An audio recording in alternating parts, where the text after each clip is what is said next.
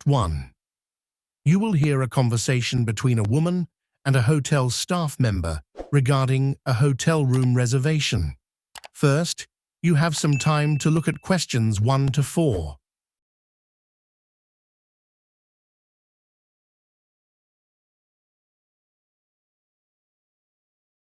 Now listen and answer questions 1 to 4. Good morning. Thank you for calling Green Haven Hotel. This is Tom speaking. How may I assist you today? Hi, Tom. This is Sarah. I'm looking to book a hotel room for a short vacation. I'd like to know about room availability, rates, and the amenities you offer. Certainly, Sarah. Could you let me know your preferred check-in and check-out dates? I'm planning to check in on the 15th of this month and stay for 3 nights. Let me check. Yes, we have rooms available during that period. Are you looking for a single, double, or family room? A double room would be ideal. What are the rates? For a double room, we have 2 categories. The standard double room costs $90 per night, and the deluxe double room is $120 per night. What's the difference between the standard and deluxe rooms? The deluxe room is more spacious, includes a balcony with a garden view, and has complimentary access to our spa. The standard room is cozier but still has all the essential amenities like air conditioning, free Wi-Fi, and a flat-screen TV. I like the sound of the deluxe room. Are there any ongoing promotions? Yes, we currently offer a 15% discount on the deluxe room if you book directly through our website. However, this offer is only valid for bookings made at least 7 days in advance. Before you hear the rest of the conversation, you have some time to look at questions 5 to 10.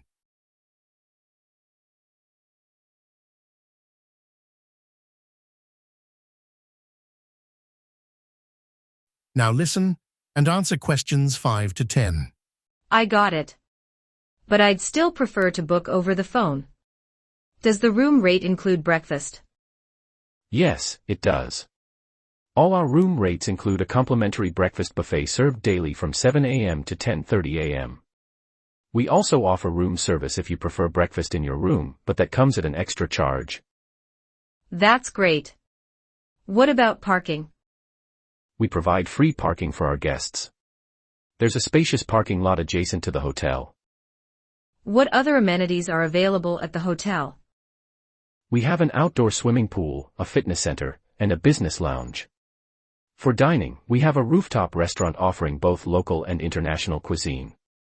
Additionally, we offer a laundry service and a concierge desk to assist with travel plans or tickets. That sounds wonderful. Is there a cancellation policy I should be aware of? Yes, cancellations made at least 48 hours before check-in are free of charge. For cancellations within 48 hours of arrival, there's a cancellation fee equivalent to 1 night stay. Thanks for explaining that. Can I go ahead and book the deluxe double room? Certainly. May I have your full name and contact details, please? Sure, it's Sarah Montgomery. My phone number is 555-789-2345, and my email is sarah.montgomery@example.com. Thank you, Sarah. Do you have any special requests for your stay?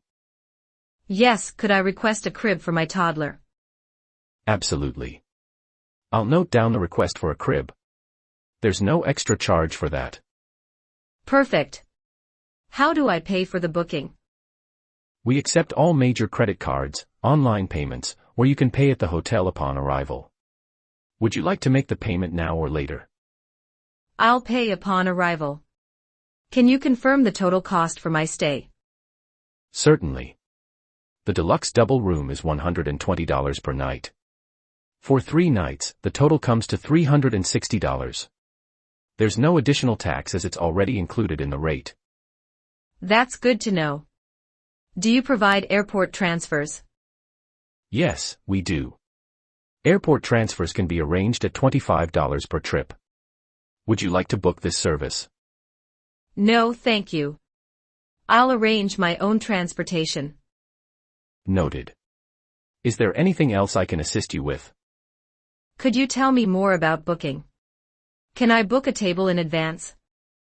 Yes, you can. Would you like me to reserve a table for you during your stay? Not right now, but I'll keep it in mind. Of course.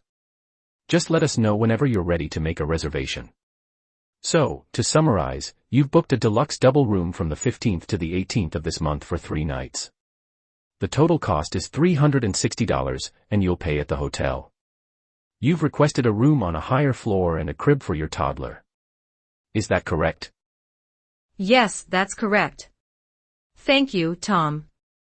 My pleasure, Sarah. We look forward to welcoming you to Green Haven Hotel. Have a great day. Thanks. You too. Bye. That is the end of Part 1. You now have half a minute to check your answers to Part 1.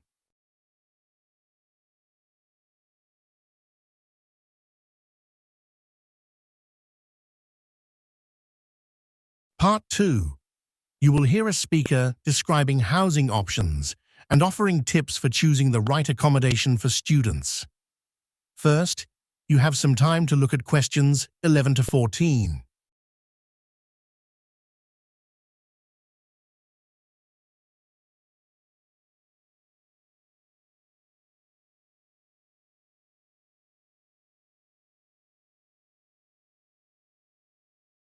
Now listen and answer questions 11 to 14.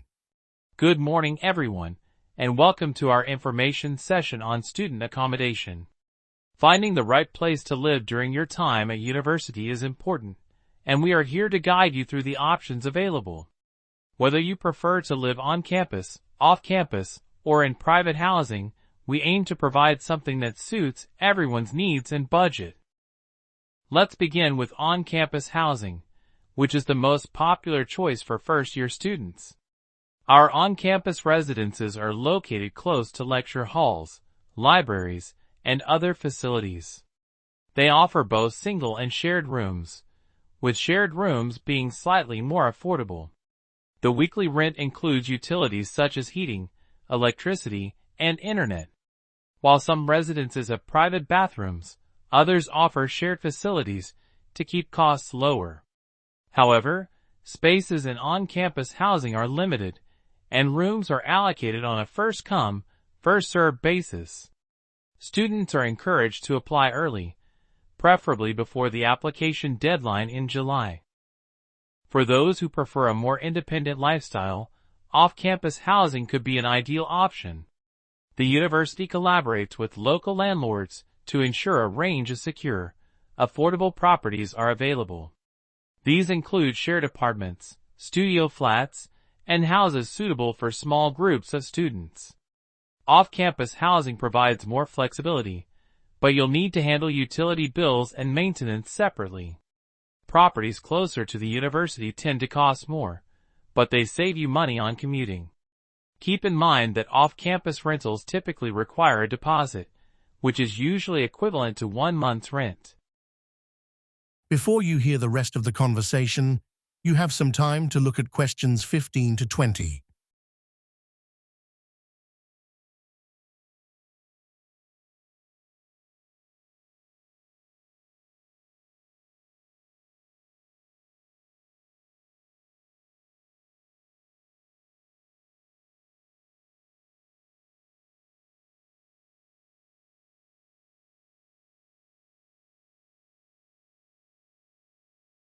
Now listen and answer questions 15 to 20. Another option is private student accommodation, which is managed by independent providers. These accommodations are designed specifically for students and often include features like gyms, communal study areas, and 24-hour security. While they may seem more expensive, some students find the added amenities worth the price. Private accommodations are spread across the city, and some even offer shuttle services to the university.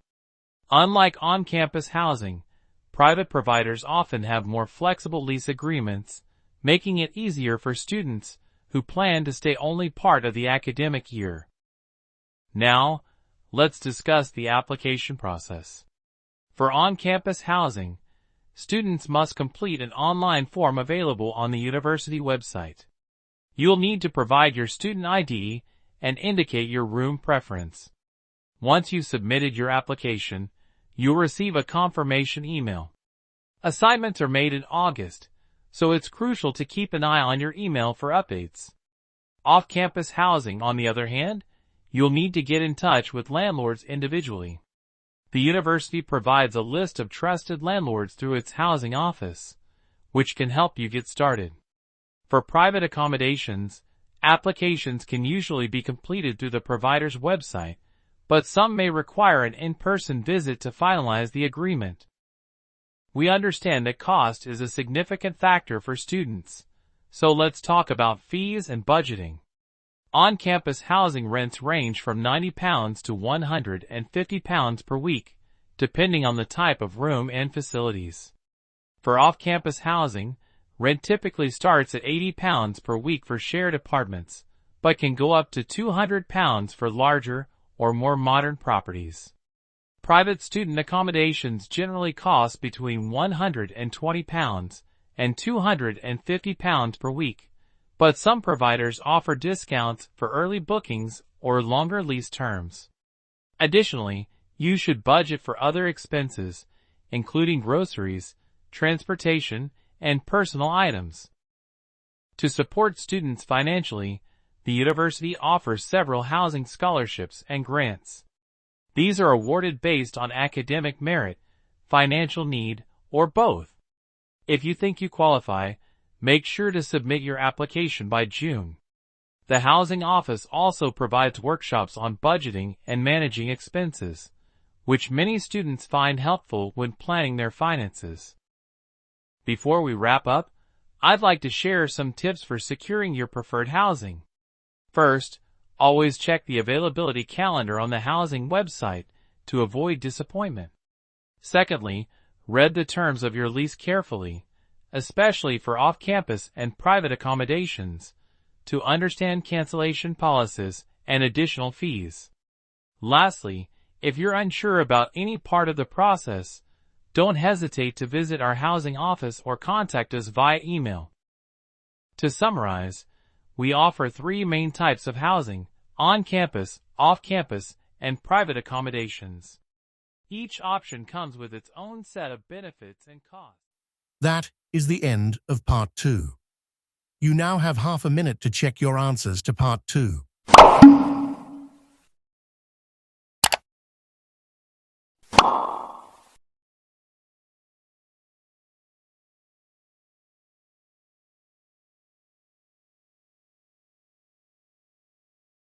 Part 3. You will hear a lecturer providing study strategies to students preparing for an upcoming exam. First, you have some time to look at questions 21 to 24.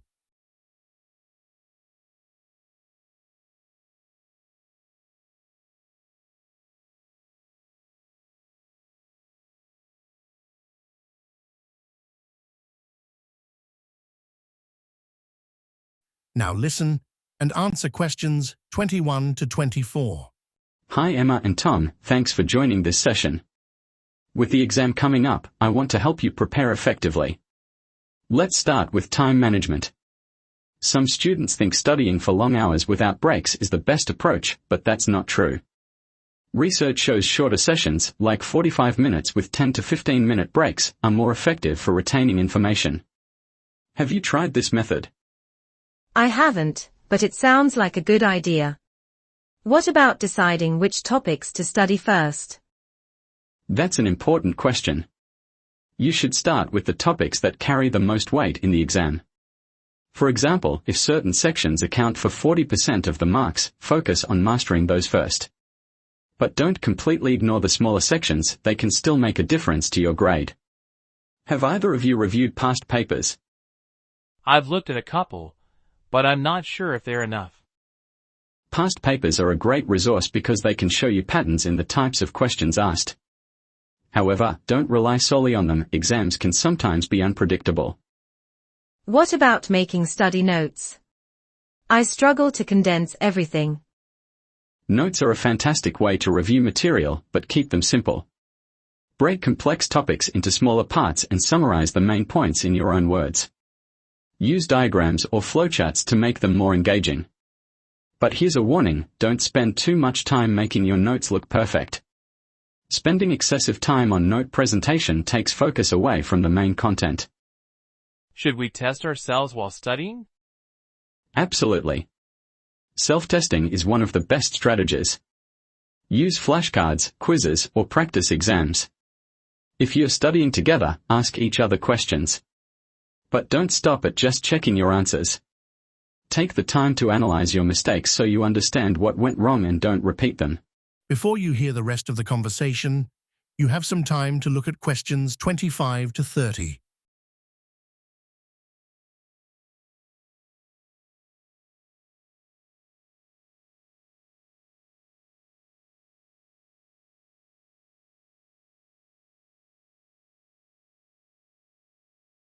Now listen and answer questions 25 to 30.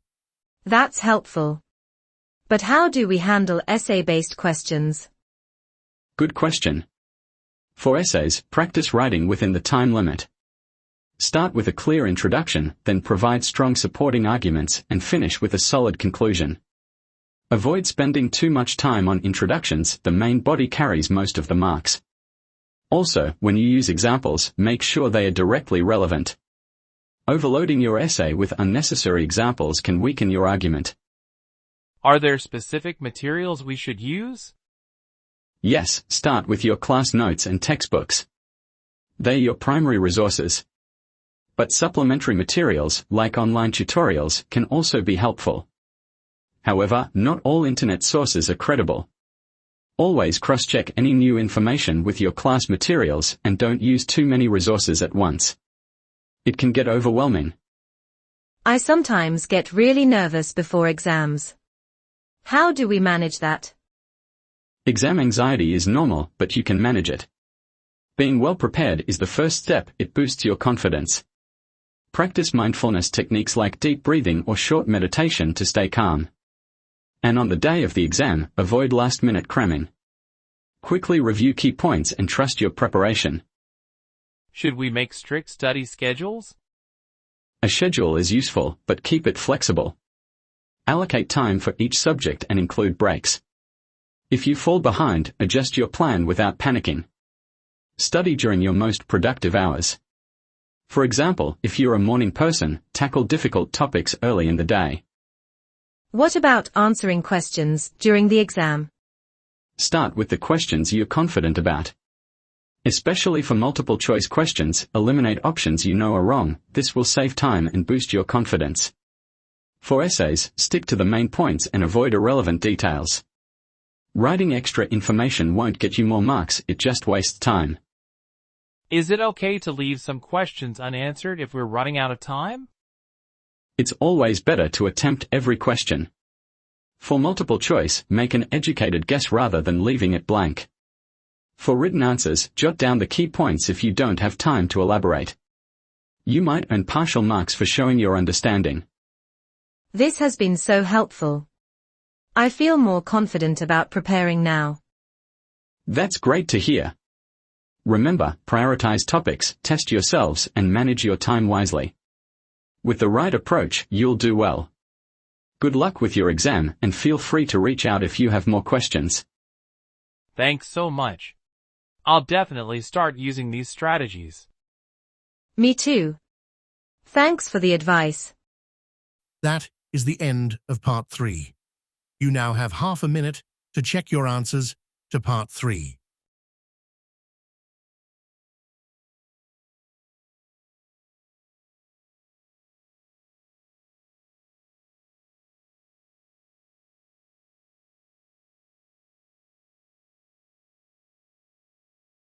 Part 4. You will hear a speaker discussing the historical and modern significance of music in cognitive development. First, you have some time to look at questions 31 to 40.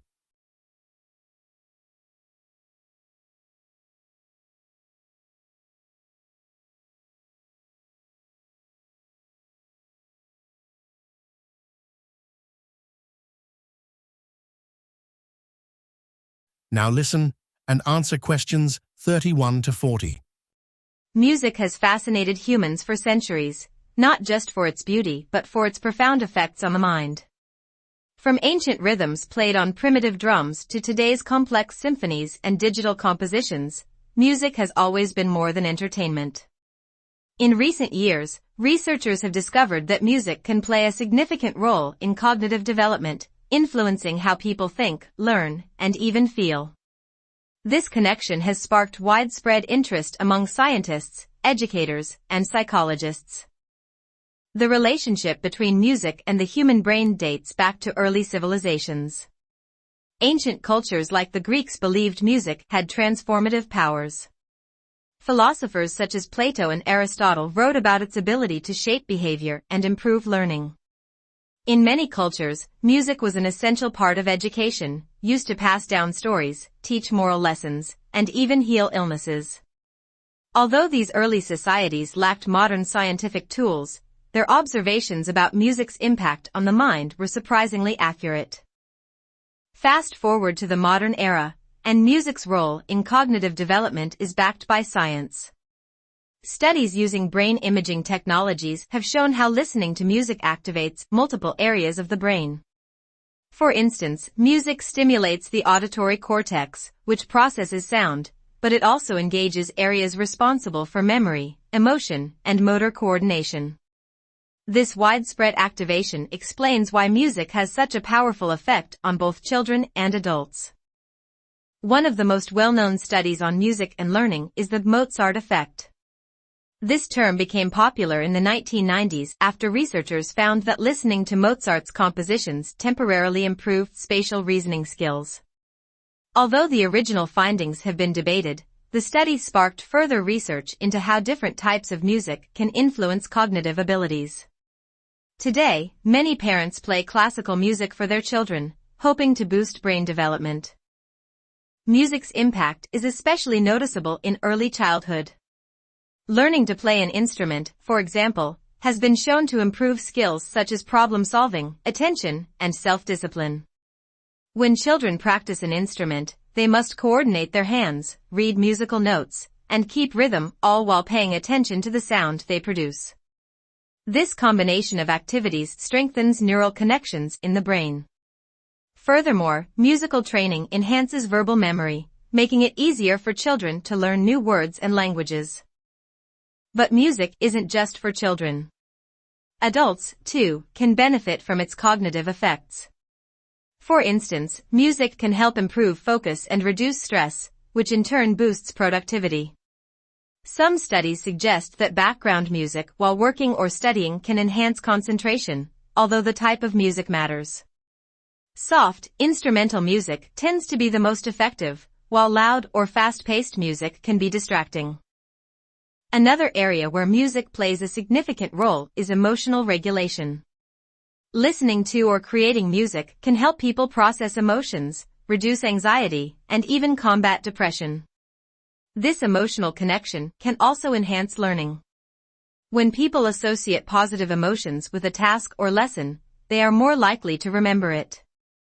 This is why many lecturers use songs or rhythmic patterns to teach concepts like mathematics or grammar in schools. In addition to its cognitive benefits, music has a social dimension. Group activities such as choir singing or playing in a band require teamwork and communication. These activities foster social skills and create a sense of belonging, which is essential for mental well-being. Interestingly, the brain releases dopamine, a feel-good chemical, during musical activities, further reinforcing the positive effects of group music making. The history of music therapy also highlights its importance in cognitive and emotional development. Music therapy involves using musical techniques to address various health conditions, including cognitive impairments, autism, and post-traumatic stress disorder. For example, stroke patients often use music therapy to regain speech or motor functions. The rhythmic patterns in music can help the brain reorganize and build new neural pathways, aiding recovery. Recent advances in technology have expanded the scope of music's role in cognitive development. For example, virtual reality programs now combine music with visual experiences to create immersive learning environments. Similarly, artificial intelligence is being used to analyze how different types of music affect brain activity, leading to personalized music-based therapies. These innovations could revolutionize how music is used in education and healthcare. Despite these benefits, not all music has the same effects. While classical music is often praised for its cognitive benefits, other genres like rock, hip-hop, or electronic music can also stimulate creativity and self-expression. The key lies in individual preferences. People tend to respond more positively to music they enjoy, regardless of genre. Music is much more than a form of entertainment. Its role in cognitive development is both ancient and modern, touching on aspects of memory, emotion, and learning. From childhood to adulthood, music enriches the mind and enhances quality of life. That is the end of Part 4. You now have half a minute to check your answers to Part 4.